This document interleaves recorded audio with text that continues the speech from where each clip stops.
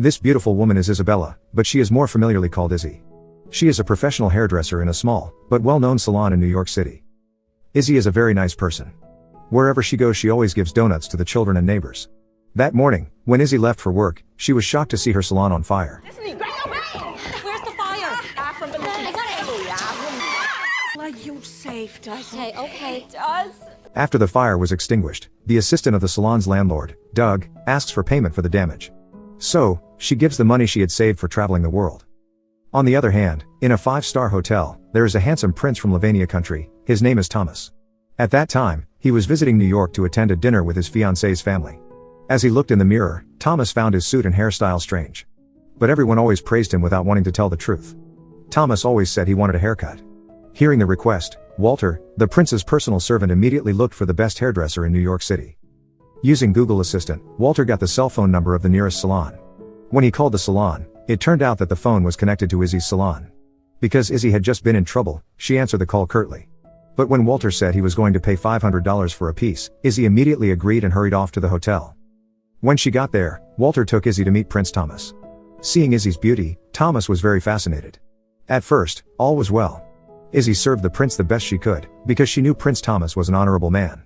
But when she was cutting the prince's hair, suddenly the waiter accidentally dropped the drink. The waiter was furious. Seeing the reaction of the prince, who just kept silent even though someone was being abused, Izzy's view of the prince changed. So annoyed, Izzy even ordered Prince Thomas to cut his own hair. Then she left from there. At the salon, Izzy told all the employees about the incident earlier. When she was angry, suddenly Prince Thomas came. He had come to apologize for his behavior, which doesn't seem to care about the others' suffering. Prince Thomas also begged Izzy to continue cutting his hair. Hearing the prince's apology, Izzy's anger subsided and she decided to continue cutting Prince Thomas' hair. When finished, Prince Thomas was amazed by the hairstyle. Now, he's really cool. Before returning to the hotel, Prince Thomas asked Izzy to accompany him for a short walk around New York. Along the way, the two of them chatted and joked about the funny things of the day. At that moment they became close. What happens if we run? Go! Oh my god. I insist we give you a ride back to your salon. I want to look at the stars. Amazing. Look, it's right. It was a pleasure meeting you, Izzy.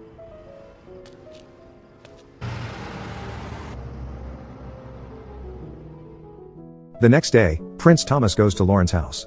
Lauren is his fiancée. Prince Thomas and Lauren don't actually love each other. They were both engaged because their parents were betrothed. That day, Lauren's mother was talking about the wedding makeup artist. She is confused where can she find a good makeup artist for her daughter's wedding. Walter then suggested that they can use the services of Izzy's salon. Because yesterday Thomas himself had proved the results of Izzy's work. Hearing the recommendation, Lauren's mother agreed. That afternoon, Walter met Izzy in person to convey an offer from Lauren's mother. When told that the fee was $50,000, without thinking Izzy accepted it happily. A few days after everything was ready, Izzy and her two best friends, who were also the best employees at her salon, went to Lendovia. It's a castle! Arriving at the royal palace, Walter showed them their room. Izzy's room is separate. She got a much bigger private room, and Walter told her that Prince Thomas had prepared this room for Izzy as a special guest. The next day, Izzy and her two assistants were tested by the butler of the palace. The butler explained, before starting to do the makeup on the D-Day, the three of them had to pass the trial makeup on the three maids. Makeover!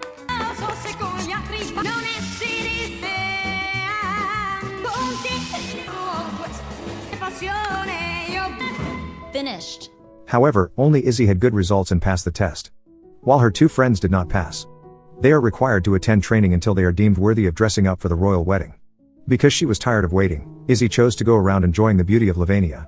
In the middle of the road, she accidentally entered a small village across the tracks. The people there looks poor and much different from the conditions around the palace. In the afternoon, when they got home, Prince Thomas and Lauren met Izzy at the gate, who was giving donuts for all maids. Prince Thomas then introduced Izzy to Lauren. Not only Thomas, even Lauren, who is a girl, is amazed by Izzy's cheerfulness and kindness. In the evening, Walter reported that he had seen Izzy leaving the palace alone. Worried, Prince Thomas hurried to change clothes and then followed Izzy. When they met, Prince Thomas said that he would accompany her. Izzy was also honored because the prince wanted to accompany her for a walk. When Izzy asked him to go to the village across the tracks, Prince Thomas looked terrified. Since childhood he was forbidden to go there because the area was dangerous. But Izzy didn't care, she was still going there. Even though it was late, when they arrived, it turned out that the situation there was far from what Prince Thomas had imagined. The whole village was busy partying, enjoying food and dancing. Even the children joined the party happily. Izzy said from now on, Prince Thomas won't have to be afraid anymore. She invites him to dance with the villagers.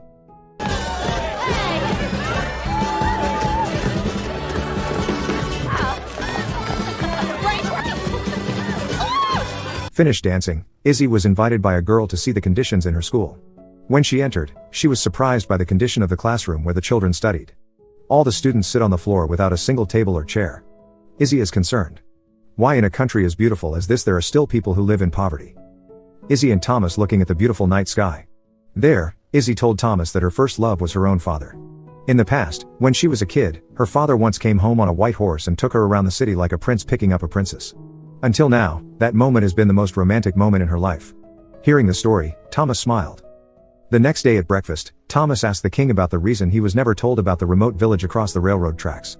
But instead, his father ordered Thomas not to interfere in government affairs and just focus on preparing for the wedding.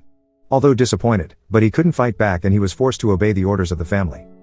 In the afternoon, Izzy goes to see the palace gatekeeper for help. She plans to distribute flyers to the villagers around the palace, so that those who can afford to donate their belongings to help the children in the village across the tracks. Later, the collected items will be accommodated first in the gate guard post.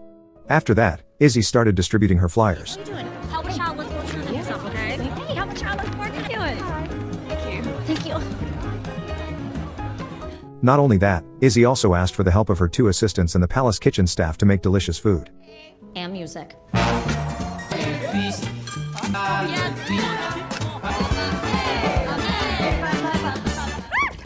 The next day, Izzy was surprised to see so many donations given by people. Not long after Thomas came, Izzy told him the plan. Thomas was even more amazed by her. He also wanted to donate some items that were still fit for use from the palace warehouse. On the other hand, while trying on a wedding dress, Lauren's mother accidentally catches Izzy and Thomas. Suspecting that they have a special relationship, Lauren's mother begins to follow them. After loading everything into the car, Izzy and Thomas set off for the village across the tracks. When they arrived, they were immediately greeted by dozens of school children. Izzy started distributing the items. Seeing the happy faces of the children, Thomas was happy. A lifetime to be a crown prince, this is the first time he felt the warmth, when he saw his people happy. But in the midst of joy, from a distance, Lauren's mother, who did not accept her future son-in-law being taken away, secretly took a photo of the 2 of them. The next morning, the king looks shocked when he reads the news in the newspaper. In the news, it is written that Izzy is an evil seductress who wants to destroy Prince Thomas' marriage. Suddenly, Lauren's parents came furious, then they ordered Izzy to be fired right away. In the afternoon, after reading the news, Thomas panicked and hurriedly looked for Izzy throughout the palace. But he couldn't find her anywhere. When went out, he is surprised why Izzy put her things in the car. No matter how hard Thomas pleaded, Izzy still had to go because she didn't want this slander to ruin Thomas's marriage. With a heavy heart, Izzy was forced to let go of the prince's hand.